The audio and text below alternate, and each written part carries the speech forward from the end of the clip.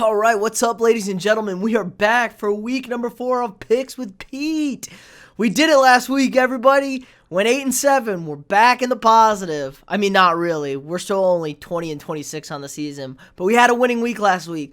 A couple of tough late backdoor covers by a couple of scumbag teams, but we're gonna do it this week. I'm feeling a really big week on hand. I'm loving these picks. I mean, not really. No, I'm just kidding. I love these picks. I like them a lot. I think I kind of have everybody figured out this week. So hopefully let's see what we got in store for us. So let's go first up, Cleveland at the Cowboys. Now, Baker came out today and said some wild stuff about wanting to score with Dallas. We have no problem scoring with Dallas. Wrong, Baker. You're not that kind of quarterback. You are best when the run game dominates the line of scrimmage and you can throw off the play action, throw about 26 to 27 times a game, and you hit Odell Beckham on a big play every once in a while, and that's your game, man. You control the clock, and that's how it works. You can't score with this Dallas offense. Dallas is averaging 50 throws a game, and they've scored average 30 points, over 30 points their last 2 games. You know, their only slow game was against the Rams. That was week 1, so kind of really don't count that one. Dallas is desperate for a win here. They're back at home. Baker's going to try and press too much, I think. Being back in Texas, I really like the Cowboys here. -4.5. I think they take care of business. Dak bounces back after a bad showing in the fourth quarter to get that game thrown away against Seattle. But I like the Cowboys here to come back big time. All right, next one. Another team coming off 2 straight losses. We have the Saints at the Lions. Saints, 2 losses in a row. Got hammered both at home. Really tough for the Saints. Drew Brees looking his age. And he's an old man, if y'all didn't know. 43 years old, I believe. Maybe 42. I don't know. He's old as hell. But anyway, and Lions got a little bit of a shocking win down in the desert in Arizona. Upset Kyler Murray and the Cardinals. So they're feeling really good. They're real hyped up. I'm expecting a letdown from the Lions now back at home. Saints are going to come strong. The defense has been abused the last 2 weeks. They're looking for a bounce-back game. Michael Thomas should be back for the Saints this week. Huge addition to that offense. Saints -4.5. I really like this pick. Saints getting 4.5 or giving 4.5 points on the road. Don't care. I like the Saints. Okay, now down to my beloved Vikings. And only the Vikings can do what they did last week. Not only did they not cover, I mean, they beat the spread. They were getting 3. And they still lost the football game by 1. Ran for over 200 yards, 180 of which from Dalvin Cook. $177 for the rookie Justin Jefferson. Broke out the gritty on everybody. Let them know that he's arrived. He's a young star on this team. Texans also 0-3. So a lot of losses here in this game, which we were not expecting down in Houston. Deshaun Watson, the Texans offensive game, they should carve up this Minnesota secondary, but I just think this line is too big to pass up. I like the Vikes here getting 4.5 on the road. I think maybe they have a bounce back game. Maybe the offense found its motif. I don't really know, but the defense has been atrocious for the Vikings and Mike Zimmer, so they got to get that figured out. But I don't trust the Texans. I don't trust Bill O'Brien. It's going to be a lot of inept coaching going on, and I like the Vikings here, +4.5. Okay, let's stay in the NFC North. Let's move to the Colts at the Bears. Now, the Bears came back from 16 down in the fourth quarter against the Falcons thanks to our man, Big Dick Nick, and he's been named the starter in Chicago. There's only one problem here. Nick Foles is not great as a starter. When people know Nick Foles is playing, he's not great. But when he's coming off the bench in relief, he's amazing. Greatest quarterback ever. Doesn't lose. So I think the Colts are ready for him. They're prepared for him. Nick Foles has a flat game, I think. I'm not sure if Chicago can carry this 3-0 record to 4-0. Kind of feels like a false 3-0 here. They've come back twice in these games, and they look real ugly doing it. I like the Colts here. Colts have found their running game. They're protecting Phillip Rivers. It's working really well. Rivers found his footing.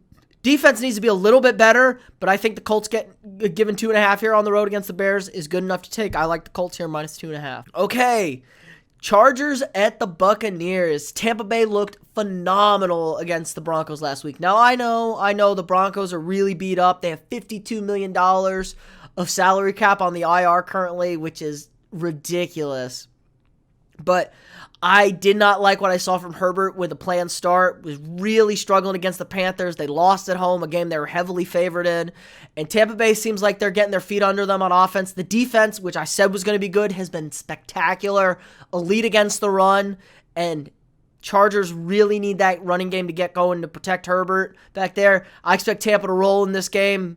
They're going to make a statement and move ahead in that division by even more. Buccaneers -7. Easy pick, I think. Okay, Baltimore at the Washington football team. Got a little Maryland football action going on here. All right, Baltimore got embarrassed on Monday night against the Kansas City Chiefs. Completely outclassed on offense and defense. And I think they're going to come back with a vengeance. Baltimore's going to be angry. They're going to be mean. They're going to be out there to prove a point. Washington has a pretty good pass defense, but they've been really struggling with Dwayne Haskins at quarterback. Has not looked sharp after that Week 1 victory. They lost again last week. So I like the Ravens here for a huge bounce-back game. Really make a statement, a strong statement, in fact. -13 here. I think they covered. It's a huge number, but I think they roll in this game as a statement. Okay, Arizona at Carolina. Carolina coming off a big upset win. First win for head coach Matt Rule over there against the LA Chargers. And Arizona maybe got a little bit full of themselves and took a home loss against the Lions. Kyler Murray did not play well. He had 2 interceptions, was not sharp. Again, I'm not a fan of this Cliff Kingsbury play calling. They have no run game to speak of. It's basically just Kyler scrambles that they rely on. And I just think the short passing game is hurting them. Now, Carolina's really bad, allegedly. Christian McCaffrey's still out. I think they're gonna be riding high off of this win. I expect a bounce-back game for Arizona and Kyler Murray, so I like Arizona here, -3.5 on the road. Again, kind of weird year, no fans, not a big deal, I think. Kyler Murray bounces back, has a much better game, I think, and they win this game, probably by a touchdown. Okay, Jags at the Bengals. Now, Joe Burrows could not get his first win, and he tied those beloved Eagles of mine. Just kidding, I hate the freaking Eagles. Tied those Eagles, yes, a physical tie. And how about this for a fun stat? The last 3 number 1 overall picks, Baker Mayfield, Kyler Murray, and Joe Burrows, have all had a career tie before they got their first career win. That's insane, right? That'll never happen again. But Jags got beat up pretty bad on Thursday night, got a long week to rest, figure things out. Chark's going to be back for them, a wide receiver, really help out Minshew because he struggled against the Dolphins without having his go-to target. Their running game's been great with Robinson in the backfield. Bengals really struggled against the run of Cleveland. Did pretty okay against Sanders, but nothing too special. I think the Jags come back, bounce back here, getting 3 points. And you know what? I think the Bengals get their first win by 1. But Jags +3, I like the Jags. Okay, Seattle at the Dolphins. Like I said, that Thursday night game, Dolphins got a win. Fitzmagic looking strong on Thursday night. Now, they had a long week off. Seattle coming off a big win against Dallas. I mean, not necessarily a big win, but it was a nice win. They had to come from behind a little bit, and it was a big game. Everybody's watching that 3:45 game, primetime television. DK Metcalf had a horrible play, dropped had a touchdown, and let it get knocked out from behind because he was celebrating. Made up for it, though, with the game-winning catch. Russell Wilson's on a mission, like I've been saying all year, for that MVP. But I like the Dolphins here, getting 6.5 points at home on a long week. Seattle probably wins this game late on a field goal, but Dolphins getting 6.5 points cover this game. Okay, Giants at the Rams. Now, the Rams were in an absolute slugfest with the Buffalo Bills. They were down 28-3, roared all the way back to take the lead, to then surrender the game-winning touchdown to Josh Allen and the Buffalo Bills after a tough pass interference call. But I think they're going to be a little bit flat this week after a hard-fought game. They didn't quite get the dub. And the New York Giants were absolutely embarrassed by Nick Mullins and the depleted San Francisco 49ers. So what's the rule I like to say? After a team gets embarrassed in the NFL, they come back stronger the next week. They're getting 13 points here. I think they cover this number. It's a huge number. Rams are going to get this win. The Rams are the better team, but the Giants are going to look a lot sharper than they did last week. Rams win by 7. I think the Giants cover this huge number. Don't let me down, Giants. Please. You let me down last week. Don't do it to me again. Okay, speaking of those Buffalo Bills, we have the Buffalo Bills at the Las Vegas Raiders. Buffalo Bills riding high 3-0. Josh Allen having a massive season right now. Maybe a dark horse for the MVP. Circle the wagons, folks. Strong game from him. 4 touchdown passes and capped off that game winner.